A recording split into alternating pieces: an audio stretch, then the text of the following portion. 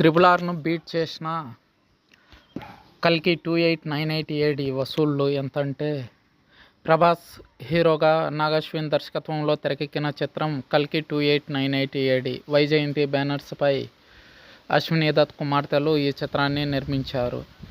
Box office వద్ద 4వ వారాంతంలో రికార్డులు సృష్టించింది. ఈ సినిమా హిందీలో అత్యధిక వసూళ్లు సాధించిన 3వ దక్షిణాది చిత్రంగా నిలిచింది.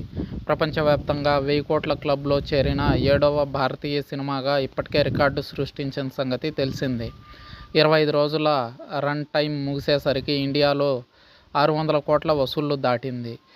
హిందీలో త్రిబుల్ ఆర్ 272 కోట్లు వసూలు చేయగా, 4 వారాల్లో కల్కి 2898 ఏడి 275.9 కోట్లు వసూలు చేసినట్లు ట్రేడింగ్ వర్గాలు అంచనా వేశాయి. మరోవైపు షారుఖ్ ఖాన్ నటించిన జవాన్ 640 కోట్ల వసూళ్లను అధిగమించేందుకు సిద్ధమైంది. ప్రస్తుతం కల్కి 616.85 కోట్లతో ఇంకా మంచి ఆక్యుపెన్సీతో థియేటర్లలో నడుస్తుంది. ప్రస్తుతం బాక్సాఫీస్ వద్ద కల్కి రేంజ్ సినిమాలు లేకపోవడంతో ఈ చిత్రానికి కలిసొచ్చే అంశమని సినీ వర్గాలు చెబుతున్నాయి. హిందీలో అత్యధిక వసూళ్లు సాధించిన దక్షిణాది చిత్రాలు: బాహుబలి 2 511 కోట్లు, కేజీఎఫ్ 2 435 crores, కల్కి 2898 AD 275.9 crores, triple R 272.78 crores.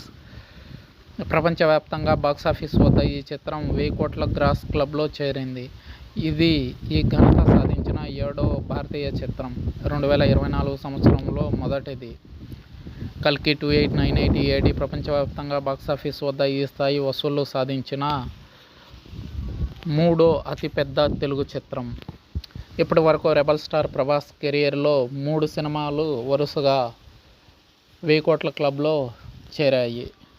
Baahubali 1, 2, కల్కి 2898 ఏడి.